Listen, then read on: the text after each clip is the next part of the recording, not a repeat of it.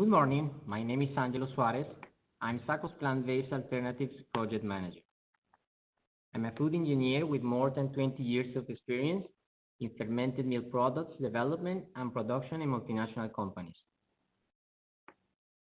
Today, we will be sharing in SACO System webinar how to improve flavor and texture of plant-based fermented alternatives. But let's talk a little bit about our company. SACO System is a combination of international biotech excellence applied to the food, nutraceutical, and pharmaceutical industries. SACO System's slogan is supporting food culture and life, but I will say more that it communicates the intent that our company has to support the culture and food and health, but also the development of cultures like bacteria for the food and health sector, applicable to both humans and agricultural animals. System expresses the extraordinary synergy between four companies: Calificio Clerici, SACO, Centro Sperimentale del Latte, and Chemicalia. SACO System is a unique and functional network that maintains the characteristics and productive specificities of each entity. SACO is an Italian family-owned company that offers a large range of innovative products. This includes starter cultures for food fermentation, in particular dairy, and nutritional supplements like probiotic cultures, as well as instruments for the improvement of food. The sister company, Calificio Clerici, has been an Italian leader in rennet production since 1872, and in 2006 acquired the Swedish company Chemicalia. SACO furthermore acquired Italian culture producer CSL, Centro Sperimentale del Latte, in 2013. Let's share our core values: family company, tradition and expertise, creative intelligence, reliability, research and innovation, flexibility and customization, and knowledge sharing, like we are doing right now with you. Our production plants count with more than 360 collaborators. We have in 7 production facilities, and we export to more than 110 countries worldwide. Our turnover in 2018 was 108 million. It's important to say that investment in R&D, annual turnover is of 6%. And we are currently working with different universities and research centers worldwide. Specifically about plant-based alternatives, we are working with University of Milan and also with University of Londrina in Brazil. We have different business units like cultures and probiotics, enzymes, additives and coatings, and labware. But let's jump into the main topic of today's webinar: how to improve flavor and texture of plant-based fermented alternatives. Well, talking about the market of dairy alternatives, we will say that it is a real trend that involves many customers. So not only vegans or vegetarians, but also flexitarians. 20 years ago, plant-based products were marketed to a very specific segment of population, those who ate a vegan or vegetarian diet. While this group was willing to compromise taste, that's not the case for today's flexitarians, who want plant-based alternatives to have a taste and texture as close to real dairy products as possible. And even hardcore vegans in the future will get pickier.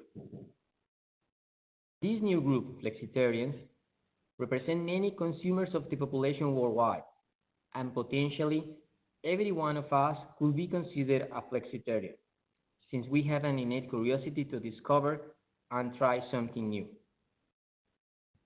Plant-based products have one significant advantage on their side.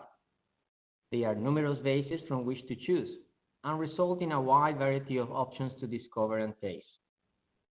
The market of dairy alternatives is expected to continue to grow, and for 2023, with a current annual growth rate of 11%, will continue to grow. But why all this success? Well, 3 key elements, I will say: nutrition, taste and texture, and low environmental impact. Talking about nutrition, well, parents only get one chance to impress, especially if having to overcome poor experiences in the past. So to capture more of the growing plant-based market and maximize sales among these consumers, I will say that brands should look to optimize the appeal of products through nutritional claims and appealing sensory profiles. Texture, well, in terms of texture, we have different alternatives and packages. So it's one of the most creative food industry branches. And talking about environmental impact, well, the process of manufacture of these use mainly natural resources. Talking about non-dairy yogurt, the market accounts for 6% of the entire industry of dairy alternative products. And Europe, with 66% of the market share, is the leading region for spoonable non-dairy yogurt launches during the last year. Talking about claims and flavors, well, we can say that taste is identified as a top driver of repeat purchase. The most used base ingredients are almonds, soybeans, and coconuts. And taste is affected by the core plant-based ingredient in the formula. So flavor profiles range from earthy, grassy, beany, green, high, nutty, toasted, to astringent, rancid, metallic, cardboard, dirty, just to name a few. My suggestion is to use complementary flavors to modulate strong flavors. For example, green notes with berry flavors, or beany notes with nutty, caramel, or chocolate flavors, and bitter notes with dark chocolate, coffee, vanilla, or peach flavors. Coconut has a natural fruity note that can enhance fruit profiles in ice creams and yogurts. Oats and peas are actually moving on because they have a more neutral flavor profile, a smooth texture, and a creamy mouthfeel. But we have to focus also on clean label. Two main challenges unique to plant-based products include improving nutritional value and sensory attributes. However, the clean label trend can create another hurdle for product developers, since more consumers scrutinize ingredient lists and want options that are less processed, more natural, with ingredients that are easier to understand. The development of effective solutions for plant-based products, I will say that must be seen through the prism of the clean label trend. And the good news is that fermentation is capable of increasing the concentration or bioavailability of functional compounds and can improve sensory profiles of plant-based milk alternatives, avoiding additional ingredients that are often perceived as artificial. For example, talking about legume-based products, they tend to smell beany and earthy due to volatile compounds such as N-hexanol and N-hexanal, which originate from the oxidation of plant lipids catalyzed by lipoxygenase and are mainly responsible for this type of flavor. On the other side, plant phenols, including anti-nutrients such as tannins and saponins, terpenes, glucosinolates, and flavonoids, impart bitter, acrid, or astringent tastes, depending on their molecular weights. Certain bioavailable and therefore otherwise beneficial components, such as isoflavonoids, are also related to an objectionable aftertaste.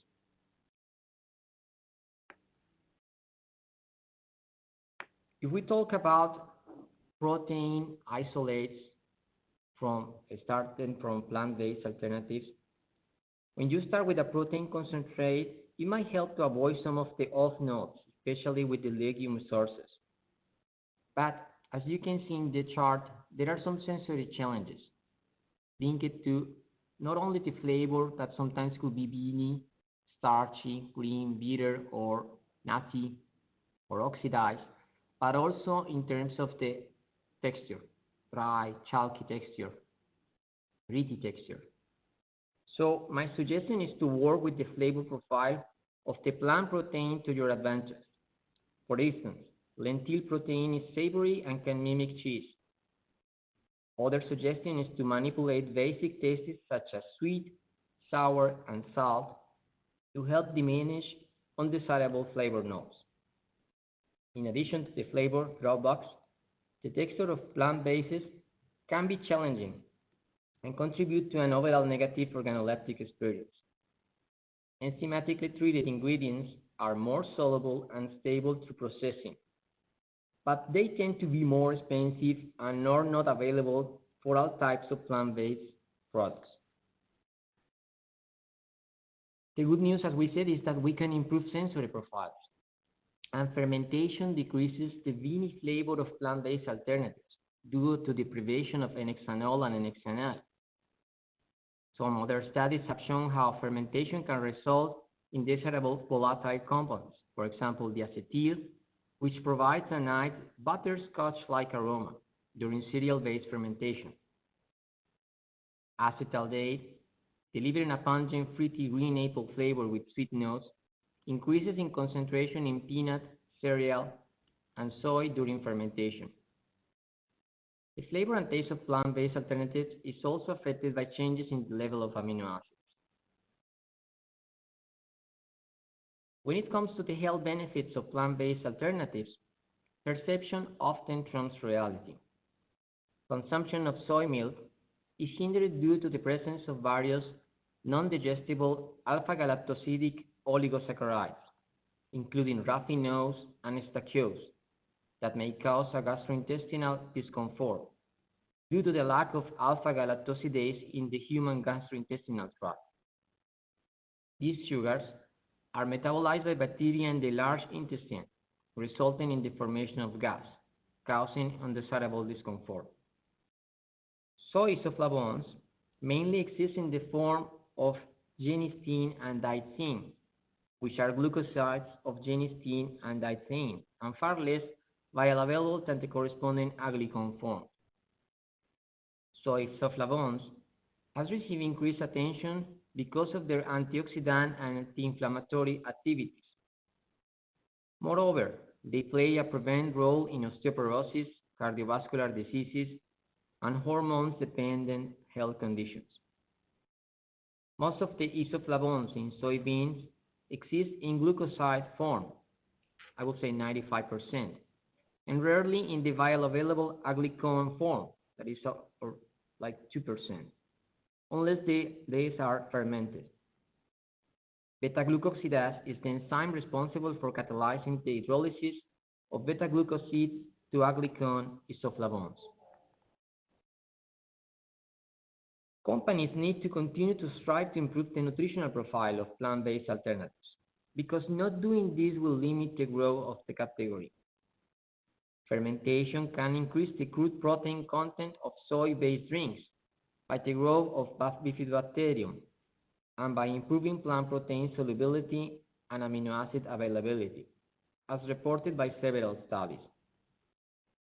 Studies have shown that Bifidobacterium lactis has the highest alpha-galactosidase activity among Bifidobacterium that catalyzes hydrolysis of galacto-oligosaccharides in soybean fermented alternatives, eliminating flatulent effects.